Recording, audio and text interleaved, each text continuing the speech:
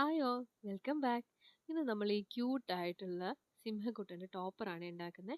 അവനുണ്ടാക്കാനായിട്ട് നമുക്ക് ബേസിക് ആയിട്ടുള്ള 4 കളേഴ്സാണ് വേണ്ടത്.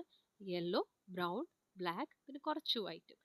ആദ്യം തന്നെ നമുക്ക് ഇവൻ്റെ തലയുടെ ആ വലിപ്പത്തിനനുസരിച്ചുള്ള ഒരു റൗണ്ട് യെല്ലോ ഫോണ്ടൻ്റ് ഉണ്ടാക്കാം. എന്നിട്ട് അവൻ്റെ കണ്ണിന് വേണ്ടിയിട്ട് 2 ഹോൾ അതിനകത്ത് ഈ ടൂൾ വെച്ചിട്ട് ഇട്ട് കൊടുക്കാം. ഈ കണ്ണിൻ്റെ ഉള്ളിൽ നമ്മൾ വെള്ള ഷെയ്ഡിന് വേണ്ടിയിട്ട് കുറച്ച് വൈറ്റ് ഫോണ്ടൻ്റ് എടുത്തിട്ട് അതിനകത്ത് ഫില്ല് ചെയ്ത് കൊടുത്തതിന് ശേഷം ഒന്ന് പ്രസ് ചെയ്ത് കൊടുക്കുക, അതൊന്ന് ഫേം ആയിട്ടിരിക്കാനായിട്ട്. അടുത്തതായിട്ട് നമുക്ക് കൃഷ്ണമണിക്ക് വേണ്ടിയുള്ള 2 ബ്ലാക്ക് ഡോട്ട്സ് വെച്ച് അതും ഇതുപോലെ ഒട്ടിച്ച് നമ്മളൊന്ന് അമർത്തി കൊടുക്കുവാണ്.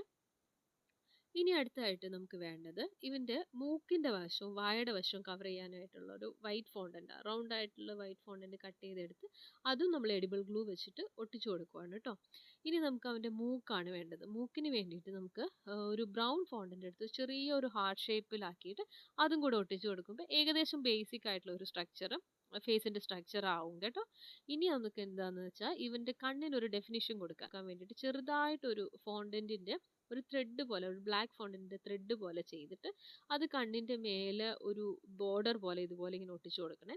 ഒട്ടിച്ചു കൊടുത്തിട്ട് നമുക്ക് എക്സസ് വരുന്ന ഒരു നീണ്ടു നിൽക്കുന്ന ഭാഗം ഉണ്ടല്ലോ, അത് കത്രിക വെച്ച് മുറിച്ച് കളഞ്ഞിട്ട് ഒന്നും കൂടെ ഫൈനലായിട്ട് ഒട്ടിച്ചു കൊടുക്കുക. അപ്പുറത്തെ കണ്ണിലും ഇതേ പ്രൊസീജിയർ തന്നെ റിപ്പീറ്റ് ചെയ്യുക കേട്ടോ. ഇപ്പം നമുക്ക് കണ്ണിന് കുറച്ചുകൂടി ഒരു ഡെഫിനിഷനും ഭംഗിയൊക്കെ കൂടിയ പോലെ ഇല്ലേ. ഇനി നമുക്കൊരു നാച്ചുറൽ ഫീൽ കിട്ടാൻ വേണ്ടിയിട്ട് ഈ ലൈറ്റിൻ്റെ ഒക്കെ റിഫ്ലക്ഷൻ പോലെയൊക്കെ തോന്നിപ്പിക്കാനായിട്ട് ചെറിയ വളരെ മൈന്യൂട്ടായിട്ടുള്ള വെള്ള 2 ഡോട്ട് ഉണ്ടാക്കി അതും കൂടെ കണ്ണിൽ ഒട്ടിച്ചു കൊടുക്കുവാണേ. ഇനി നമുക്ക് വേണ്ടത് ഈ സിംഹത്തിൻ്റെ സട പോലെ നിൽക്കാനായിട്ടുള്ള ഒരു ഭാഗമാണ്. അതിന് നമുക്ക് ബ്രൗൺ ഫോണ്ടൻ്റ് ഇതുപോലെ ലോങ് റെക്റ്റാങ്കിൾ ആയിട്ട് മുറിച്ചെടുത്തിട്ട് അതിലിങ്ങനെ ഓരോ മുടികൾ നിൽക്കുന്ന ഫീൽ കിട്ടാൻ വേണ്ടിയിട്ട് നമ്മൾ ഈ ഫോണ്ടൻ്റ് ടൂൾ വെച്ചിട്ട് അതിനകത്ത് ഇങ്ങനെ ഓരോ ടെക്സ്ചർ ഇങ്ങനെ വരച്ച് വരച്ച് കൊടുക്കുക. വരച്ചല്ല, ജസ്റ്റ് ഒന്ന് പ്രസ് ചെയ്താൽ തന്നെ അത് അങ്ങനെ ആവും കേട്ടോ. നമ്മൾ കറക്റ്റ് ആ റൗണ്ടിൻ്റെ നീളത്തിന് വരുന്ന വലുപ്പത്തിന് വേണ്ടിയിട്ടാണ് ഇത് ചെയ്യേണ്ടത്.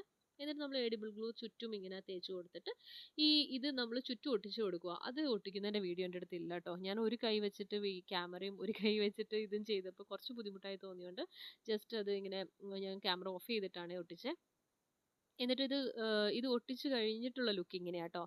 അത് കഴിഞ്ഞ് ഞാൻ ചെറിയ 2 ചെവിയും കൂടെ കുഞ്ഞ് 2 റൗണ്ട് വെച്ചിട്ട് ചെവി ഉണ്ടാക്കിയിട്ട് ഇതുപോലെ കാലിനിങ്ങനെ രണ്ട് രണ്ട് സിലിണ്ട്രിക്കൽ ആയിട്ടുള്ള ഷേപ്പിൽ ആക്കിയിട്ട് കാലൊട്ടിച്ചു കൊടുത്തു.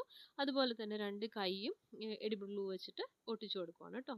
ഈ ഗ്ലൂ വെച്ച് ഒട്ടിച്ചാൽ നമ്മൾ ചെറുതായിട്ടൊന്ന് ഒന്ന് പ്രസ് ചെയ്ത് കൊടുക്കുവാണെങ്കിൽ അത് കുറച്ചുകൂടി ഒന്ന് ഫേം ആയിട്ട് അവിടെ ഇരിക്കുവേ.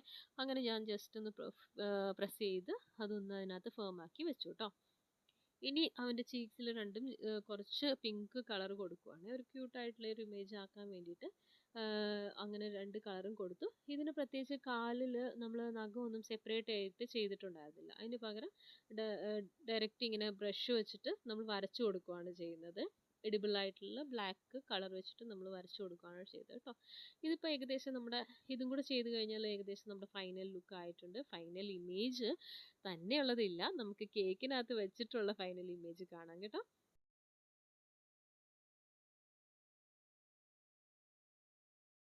ഇങ്ങനെയായിരുന്നു അപ്പോൾ കേക്കിൻ്റെ ഫൈനൽ ലുക്ക്. നിങ്ങൾക്ക് എന്താണ് അഭിപ്രായം എന്നുള്ളതെല്ലാം പറയണേ. ഓക്കെ, നിങ്ങൾക്ക് എല്ലാവർക്കും ഇഷ്ടപ്പെട്ടു എന്ന് വിചാരിക്കുന്നു. Thank you for watching.